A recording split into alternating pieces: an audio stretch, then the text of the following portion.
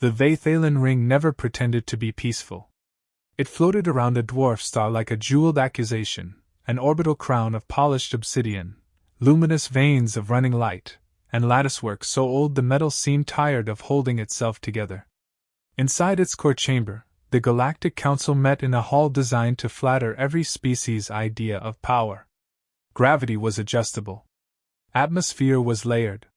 Sound could be tailored so a whisper carried like a sermon. And still, despite all that engineering, every delegation brought weapons. Not for practicality. For meaning. Blades that had never tasted blood. Spears etched with ancestral law. Sidearms worn like jewelry. Some were real enough to kill a person twice. Some were symbolic enough to be a joke. The line between the two was cultural, and culture was the only thing more dangerous than physics. Commander Mara Vance entered with her hands empty.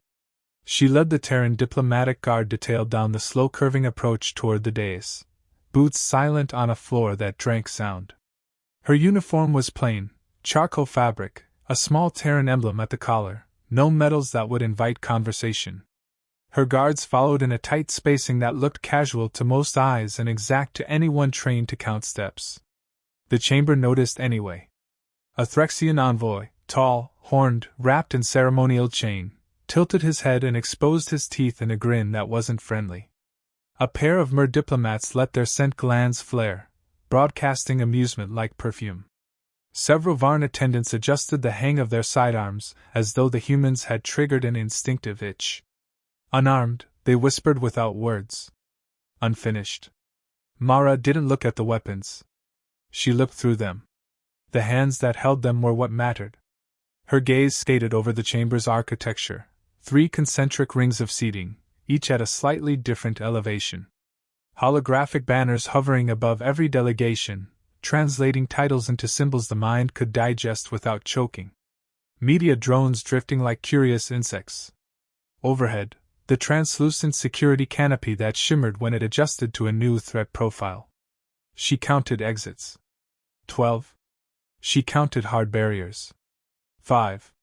She counted the tiny things nobody else cared about, the microjitters in the anti-grav lanes that could throw a running body off balance, the flutter of an airflow partition opening and closing near the western alcove, the faint irregular rhythm of station-supplied white noise.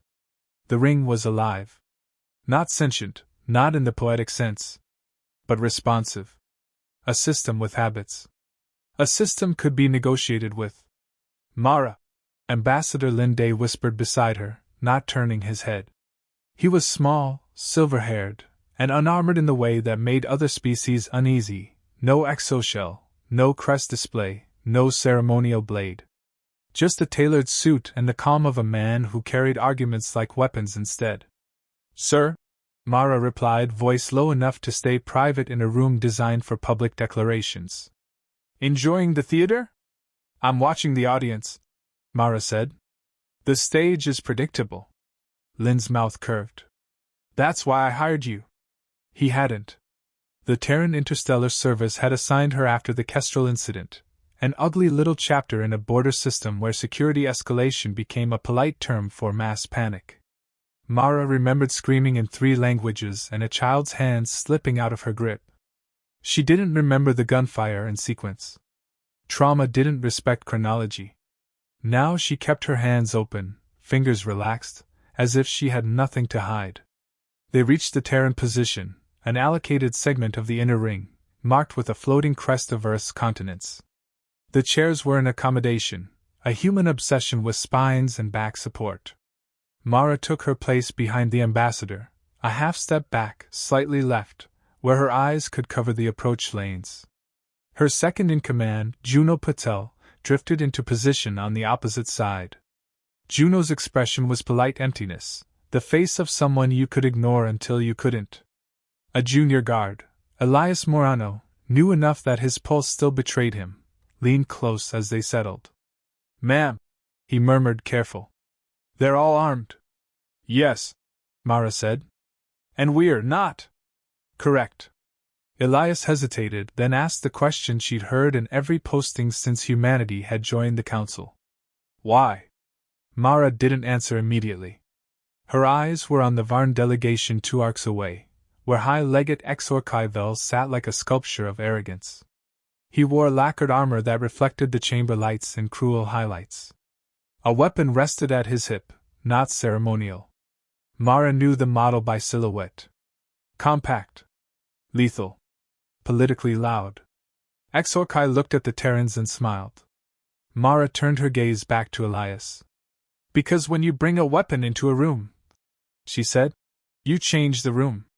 That's philosophy, he whispered, not quite convinced. No, Mara said.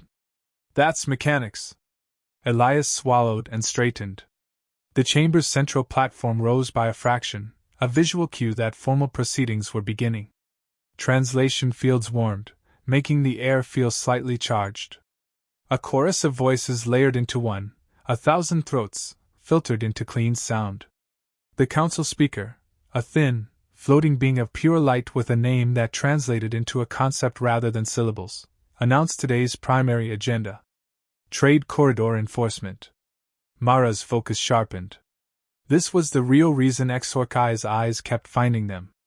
The treaty on the table would grant Earth a permanent role in protecting major shipping routes, authority to patrol, investigate piracy, and escort convoys through contested space.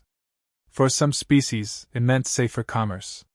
For the Varn Dominion, it meant losing leverage they'd spent decades shaping into quiet profit. Linday stood to present.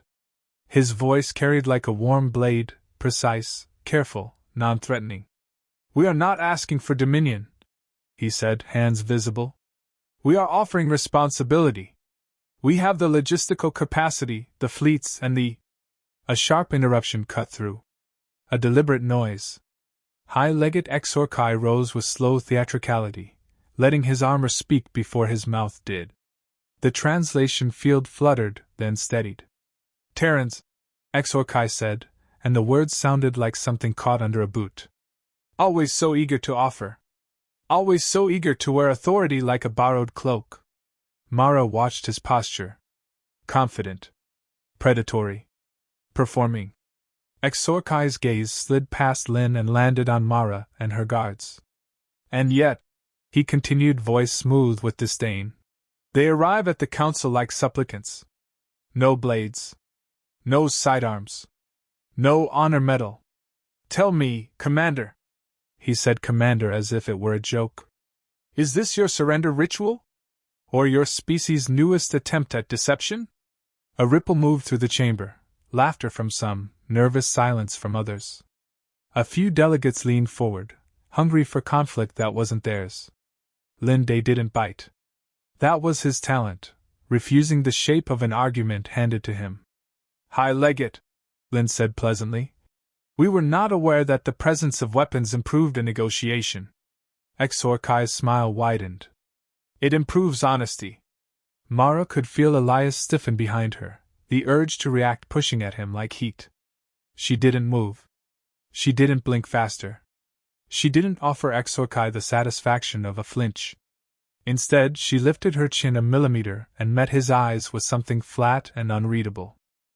The council chamber pulsed with political rhythm, procedure disguised as order, civility shielding ambitions. The vote had been scheduled for the next day. But Exorkai moved early. He rose like a predator stretching. Not rushed. Not loud. Just perfectly timed. When the room was distracted, the cameras still adjusting, the speaker's hologram flickering between formal statements. I propose, Exorkai said, voice smooth as honed obsidian, that the Council exercise Clause 12.7 of the Diplomatic Safety Accords. Silence landed hard. Mara's eyes sharpened. That clause hadn't been used in years. The clause mandates, Exorkai continued, feigning generosity, that all delegations present proof of competent diplomatic security under live-chamber conditions. Several delegates stirred, confused. Others smirked behind ceremonial veils. The clause was real, but so obscure it lived in footnotes. Footnotes were where traps like to hide. Exorkai gestured toward the Terran section. Since one delegation insists on bringing no weapons, the demonstration will be enlightening. Ambassador Linday didn't flinch. His voice, when it came, was serene. The Terran delegation has not requested such a demonstration.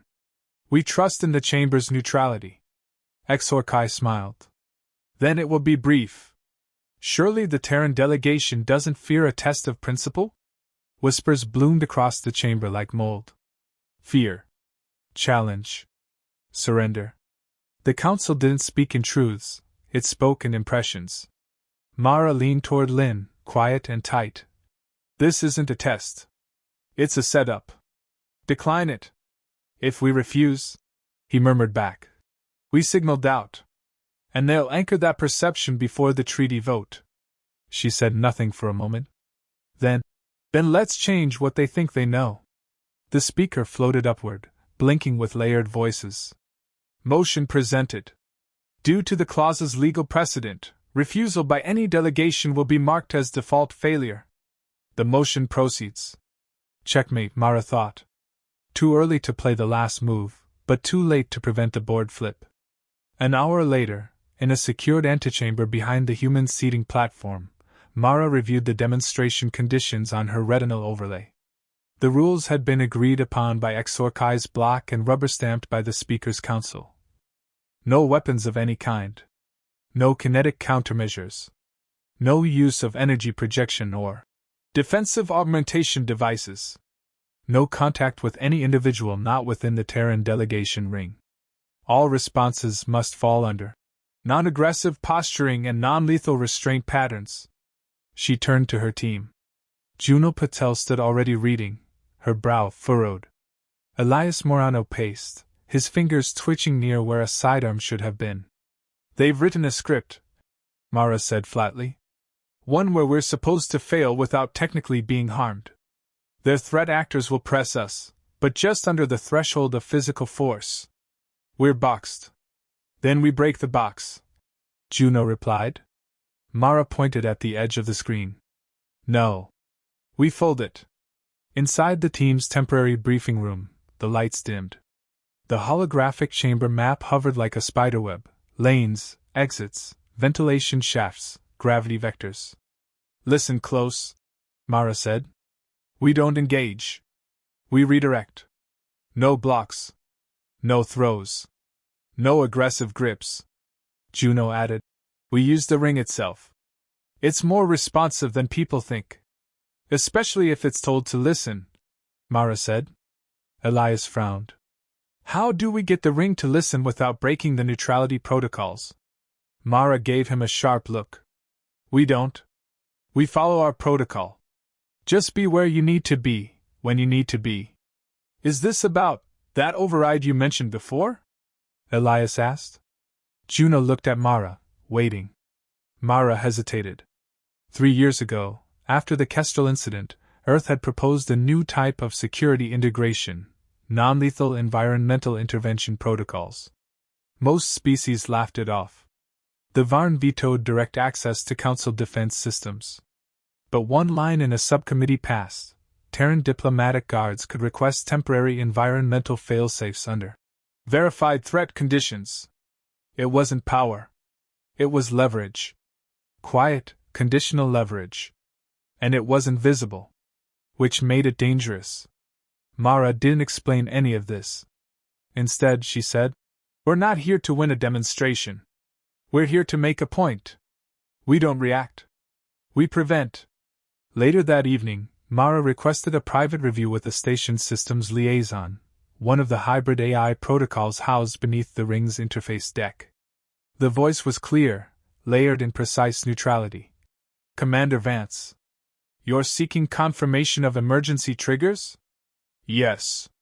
Specifically in the event of localized aggression toward an unarmed delegate. Trigger conditions were last reviewed and approved by full Council oversight during Accord Revision 71. And who can verify threat conditions? Terran Chief of Diplomatic Security, rank above Tier 3, is authorized for initial declaration, pending confirmation through bioresponse and sensor triangulation. Mara nodded slowly. An override of microgravity lanes in assigned Terran ring? Available within a 0.3 second response window post-verification. Not enough for showmanship. More than enough for precision. Log my clearance check, she said. Timestamp now. Passive mode only. Logged. Passive engagement authorized. She exhaled. It wasn't control. But it was readiness. And for humans, that had always been the sharper weapon. Back in her quarters, Mara allowed herself a brief pause. The chamber lighting dimmed behind her window. She watched the ring's artificial star hum in the distance, a caged white dwarf, stabilized with orbital dampeners. So much power. So much containment. The Council thought humans were dangerous because they were young. Because they multiplied quickly. Because they adapted. They were wrong. Humans were dangerous because they understood control. The kind that didn't advertise itself. The kind that didn't look like a blade. Her comm pinged. Juno's voice. Council published the demonstration time. Tomorrow. Full broadcast across 6 systems. Mara responded, calm and clipped. Understood. We move at first light. At 0400 station standard, the team reassembled in the observation vault just outside the chamber. Elias looked pale. Are they really going to send in actors? What if they miscalculate? What if someone gets hurt? They won't miscalculate, Mara said. They'll pretend to. And the footage will do the rest. But they're not here to hurt us. They're here to prove we can't protect anyone, Juno added. Our job isn't to fight. It's to not need to. Elias didn't look convinced. Mara stepped forward, met his eyes. Why do you think we walk in unarmed, Elias? I don't know, he admitted. To look peaceful? No. Because every armed delegation in that chamber believes a fight is always a breath away. And if we walk in carrying something, we tell them they're right. We don't give them that. She leaned in. But that doesn't mean we're unprepared. He straightened. Understood. At 0600, the doors to the chamber opened again. The demonstration had been approved. The Varn were ready. And somewhere deep beneath the station's skin, the ring waited, silent, listening. Waiting to be told where the real danger lay.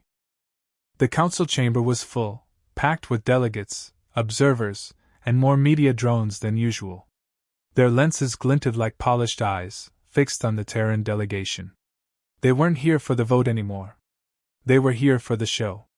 Exorkai had arranged the spectacle with precision. The timing, the drama, the optics, he knew the language of power in this chamber was not spoken, but performed. And humanity, by all appearances, had walked on stage barefoot. Mara Vance stood behind Ambassador Linday at the center of the human ring, her posture calm, feet slightly apart, fingers loose at her sides. Her team mirrored her, spaced evenly like a calm, silent net. No weapons. No tech. No armor.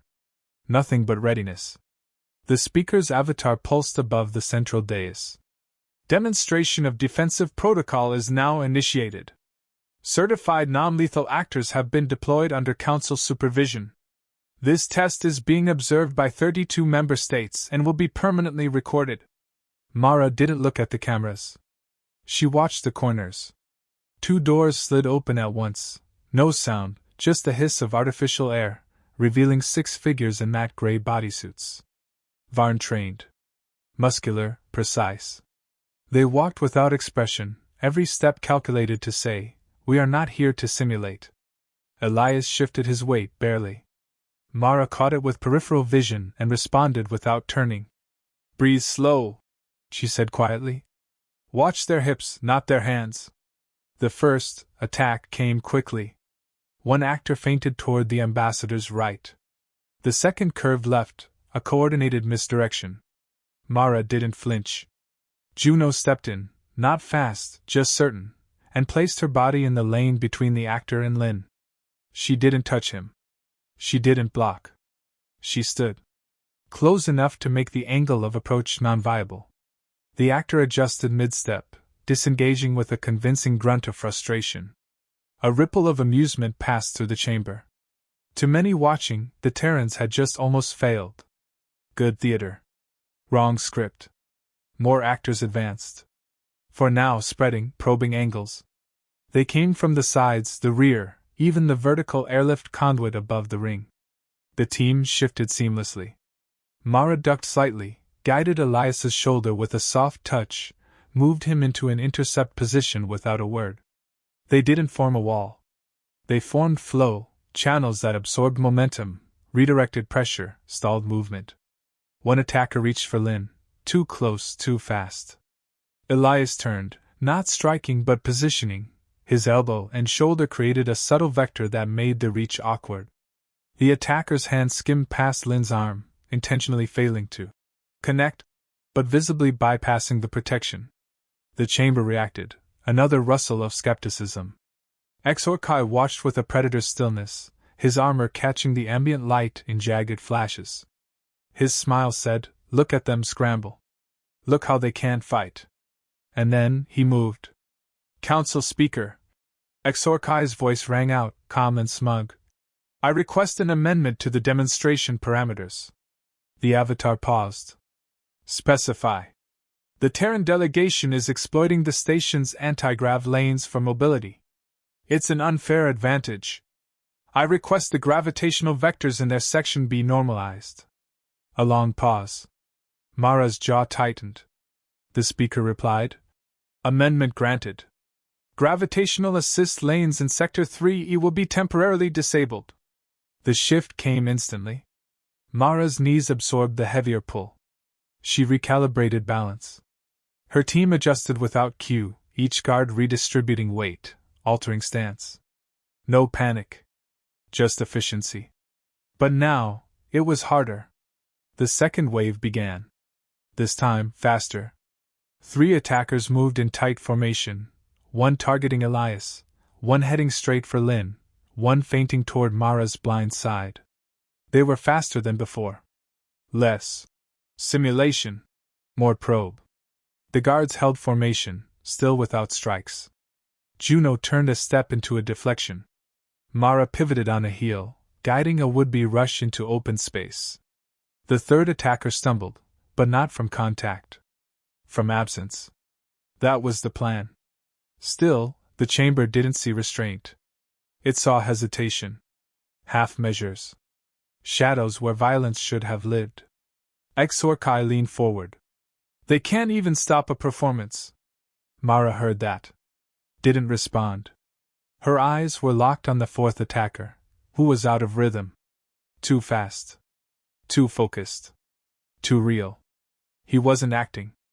A shimmer in the air betrayed it. Not motion, displacement. Something flickering along the man's wrist. Mara's pupils adjusted, iris filters enhancing the trace. Microfilament. An assassination tool. Almost invisible. Illegal. The chamber hadn't seen it. But Mara had. And the actor wasn't heading for the ambassador anymore. He was heading for her. That told her everything. Her mind went cold. "Echelon shift," she said quietly but clearly. "Displace pattern. Priority, safeguard asset." Juno moved first, graceful as a falling knife, positioning herself behind Lin and lifting his chair 3 centimeters off the floor with her boot. Elias mirrored the motion. The ambassador drifted backward on a programmed grav tug, legal, passive, and just fast enough to remove him from the kill box. Mara stepped into the attacker's path. He lunged. She didn't. Instead, she raised one hand. Open palm. Fingers loose. A single word left her lips. "Engage." The chamber shifted. Not visibly. Not at first. But Mara felt it. The temperature dip, the air pressure twist, the subtle gravity pinch beneath her boots as the ring listened. The attacker's next step landed wrong. His foot caught an unexpected incline, barely there, but enough. He stumbled forward, and froze.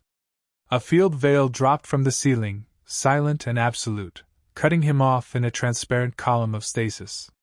Gasps rippled through the council floor.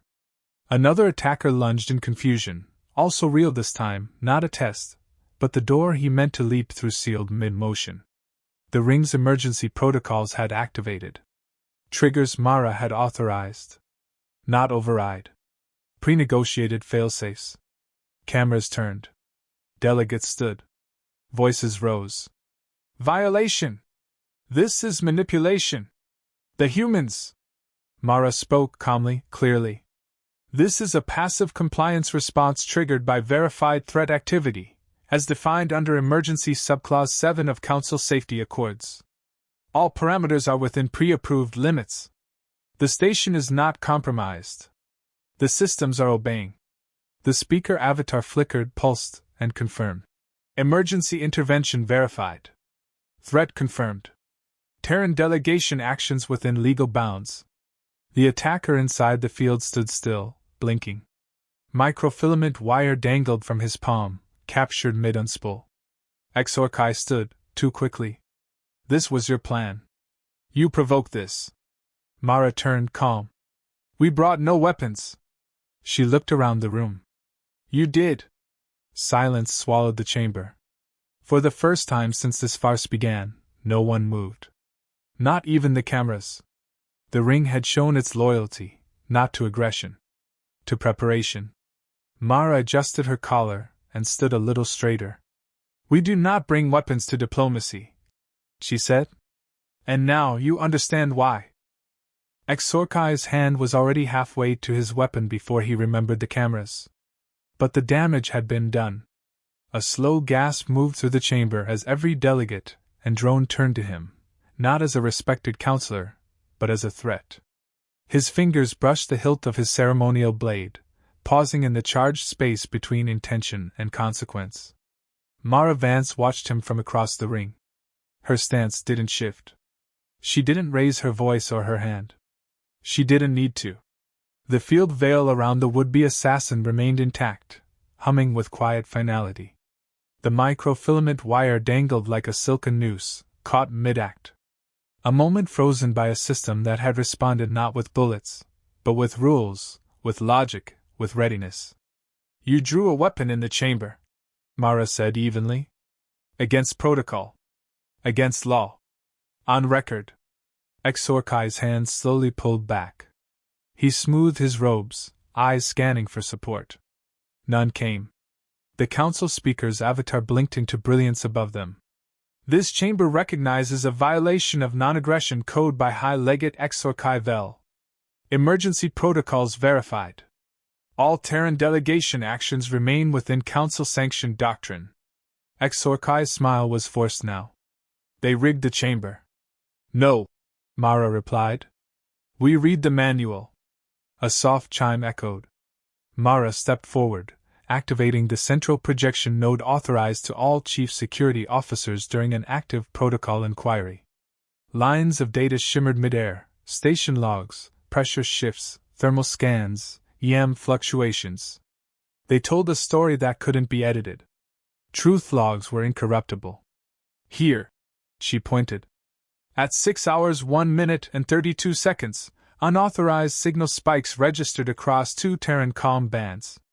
Origin, private Varn communication node. Murmurs. The Varn delegation stiffened. 6 hours 2 minutes and 10 seconds, she continued. Non-regulation microfilament deployment. Material traced via station scans to a prototype design restricted under Weapon Accord 44. Screen split. Forensic breakdowns confirmed it. The assassin hadn't been simulating. He was armed, under orders aimed to kill. Exorkai's voice sharpened. These accusations are. Your name, Mara cut in, appears on the clearance tag authorizing those devices through cargo review. Masked under cultural exemption code, but traced to your diplomatic manifest. The room didn't gasp this time. It just quieted. Nothing exposed power like its misuse. And nothing terrified this chamber more than the realization that humanity hadn't reacted with emotion, but with evidence. The speaker spoke again, its voice now edged with command. The chamber recognizes that the Varn Dominion has breached procedural integrity. As per Articles of Consequence, the motion to censure High Legate Exorkai is now under expedited vote. Exorkai's face was tight. Fury flickered under his skin, but he couldn't release it. Not now. Not here. You've changed nothing, he hissed across the ring. You think your restraint earns you loyalty? You think fear will grant you dominion? Mara didn't blink. We didn't come to rule. We came to keep trade routes safe. You're the one who turned diplomacy into a trap. She paused, then added, and we didn't bring weapons, because if we had to fight in this room, diplomacy was already dead. The vote took 2 minutes. The result was inevitable. Censure passed. Exorkai was stripped of voting rights, suspended from council sessions, and placed under review. His diplomatic immunity wasn't revoked, yet, but the symbol was enough. The predator had been declawed without a single human ever drawing blood. After the chamber cleared, Lin Day remained seated, his fingers steepled in quiet thought. Around him, Mara's team relaxed in formation, still alert but no longer tense. Well played, he said softly, turning toward Mara. You walked through a minefield and left the enemy standing on the trigger. I didn't do it for him, she replied. I know. Silence stretched for a breath. Elias approached, uncertain. Ma'am, was this always the plan? No, she said. It was the backup. He nodded slowly, then glanced around the chamber, still haunted. They were never going to stop at simulation, were they? No, Mara said. Because they assumed we'd break protocol when pushed. They wanted panic. Overreaction. Something they could spin. Juno joined them. Instead, they got procedure. Predictability. Consequence.